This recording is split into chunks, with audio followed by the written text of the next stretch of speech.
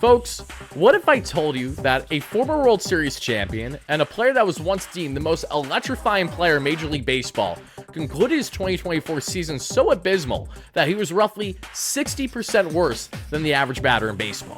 What if I told you that to begin the 2025 season, roughly 30 games in at the time of recording this video, that the same batter is having numbers that he hasn't had since the 2021 season, and on top of it all, is batting roughly 40% above league average? And to make things even better, is doing it all while playing a position he's never played in his professional career until this year.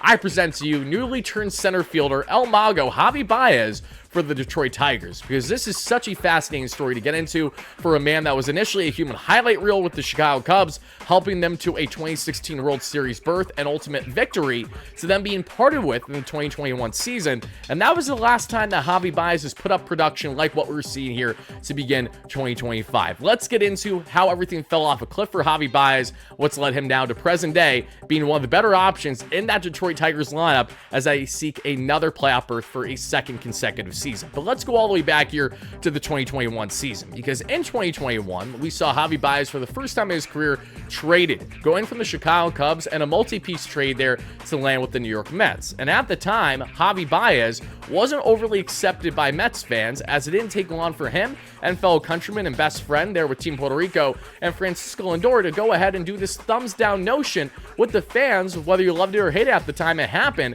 And that caused great controversy. And even while the controversy was happening, it didn't stop Javier Baez from having pretty much the best stint that he's had in a small sample size of his career. Down the stretch in the 2021 season with the New York Mets, he batted right around 300 and had an absolutely fantastic OPS, leading to the best offensive production the Mets have had from a trade deadline acquisition outside of Yoenis Cespedes and most recently Jesse Winker when we look at the past decade plus of Mets baseball.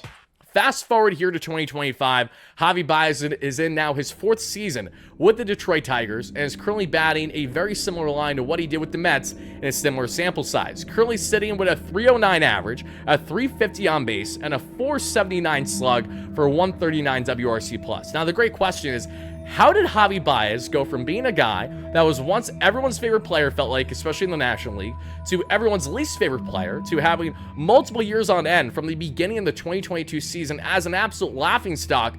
What has changed here, right? Because after that 2021 season with the New York Mets, Javier Baez was approached by Billy Upler and Steve Cohen, Mets front office at the time, and was offered a 4-year, $125 million contract extension. At the time, Javi decided to bet on himself and signed a 6-year deal with higher total value there with the Detroit Tigers, but did have an opt-out after the 2023 season should he wish to do so. Fast forward, everybody, the 2022 season passes, and he has himself a 17 home run season with 67 RBIs, all while having himself a 238 average, a 278 on base, and a 393 slug for an 89 WRC+, roughly 11% or so below league average as a batter. After that 2022 season, there was a huge front office change for the Detroit Tigers.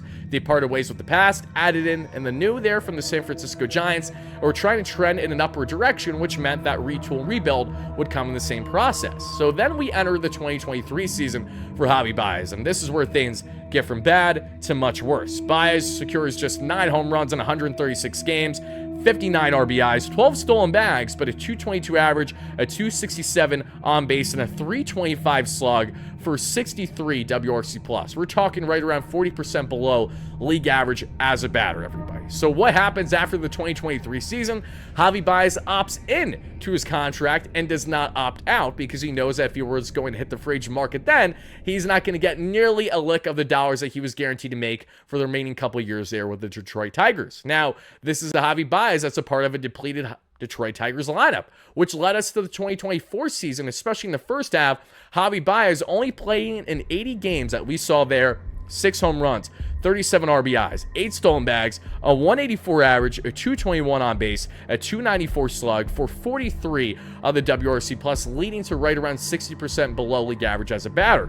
And to make matters even worse for Javier Baez, what feels like his career is quickly coming to a premature end to the minds of many, including myself as a baseball fan, he has himself a significant hip surgery that has him derailed for the remainder of the season from pretty much the end of August on, which means that Javier Baez had zero factor into the Detroit Tigers Tigers playoff run there from the month of September to getting into October. So the Tigers proved a lot of fans wrong this past year by trading away guys in Andrew Chafin and Jack Flaherty at the 2024 MLB trade deadline, only to get better in the end to actually secure playoffs and have themselves an impressive early run there with guys like Tarek Skubal helping lead the way on the pitching end. Offensively, though, there was a big question mark as to what they would be getting, if anything, and Javi Baez heading into the 2025 season. And coming back from hip surgery, Javi Baez now in the deepest lineup he's ever been a part of in a Detroit Tiger uniform. That can't be understated.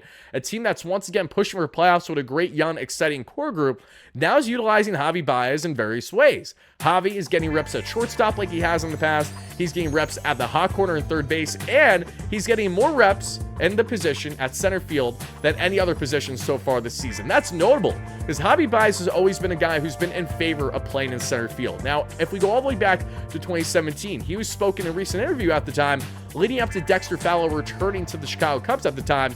He did make note that he would have loved to get an opportunity to get center field reps. He feels comfortable there, feels like that he could be explosive. It didn't happen, but it was something that he pondered at the time and was willing to do for the Cubs if they warranted it and asked him to do so.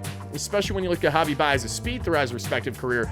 Makes a lot of sense to have a speed demon like him who can steal bags left, right, and center, also steal home runs and steal doubles with absolute gorgeous diving catches and center field if he's actually playing up to his potential caliber. Now, for one reason or another, Javi Baez finally gets the opportunity to be a center field option more than anything else for the Detroit Tigers. And for the Tigers, they know they're stuck with that contract. They know they need to play him, but they're just trying to get the best out of Javi in what has been nothing short of an abysmal first 3 years there in Detroit.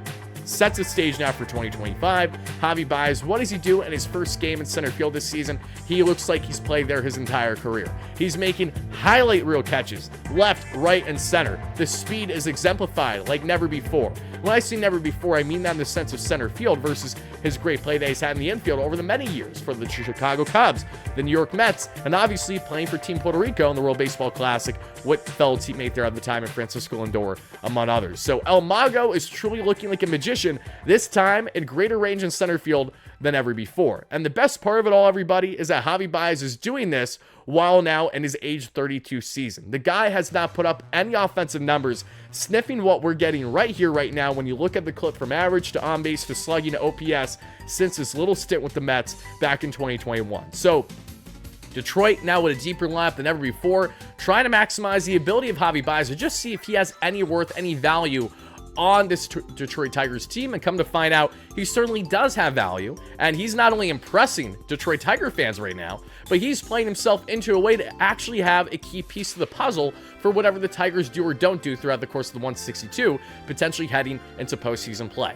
So a player that was once written off, that shouldn't even be in Major League Baseball anymore, that everyone and their mother would say, uh-oh, there goes Javi Baez again, even if it's not Javi Baez swinging and missing. That was a term that I personally have used as a baseball fan, as many others have across social media the past 3 years, because whenever your favorite player swings down and away on the slider or sweeper, a foot plus out of the zone, it's hard to not imagine Javi Baez doing the exact same thing, where he just constantly swung and missed at everything that was anywhere close to the strike zone. Fast forward now to present day, Javi Baez's baseball savant numbers on the offensive end aren't overly sexy. He's still in a lot of the blue, so there's definitely more work to be had there.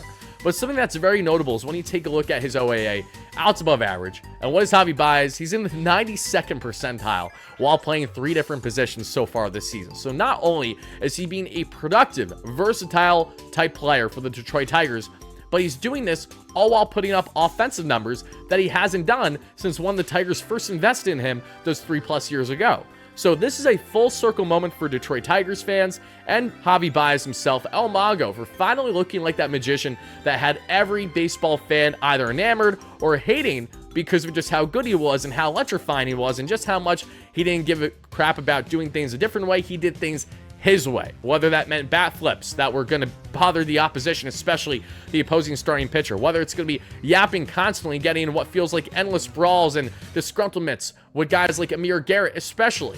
Javi Baez has been a true character that has really separated himself from the rest in Major League Baseball. Love him or hate him, he has done a lot of great for the game. He's done so many electrifying things on the base pass, as well as his defensive ability. And now you mean to tell me that Javi Baez has a fire under his you-know-what after not getting a chance to play at all for the Detroit Tigers heading into postseason play last year? He wants to get back to the postseason. He wants to showcase why he was a World Series champion in 2016, and he wants to prove his worth as still not only a solid player in Major League Baseball, but a guy that can come out and be serviceable in various ways beyond just the bat. That's obviously helping carry the weight right now with over 300 average, an OPS right now that's looking really, really good between the 350 average, 350 on base rather, and the 479 slug. Fans, I would love to hear how you guys feel about El Mago and his resurrection so far here in the 2025 season. Looking like not only a center field option, but one of the better center field options among all eligible center fielders that we're seeing out of the American League. Talk about a night and day story.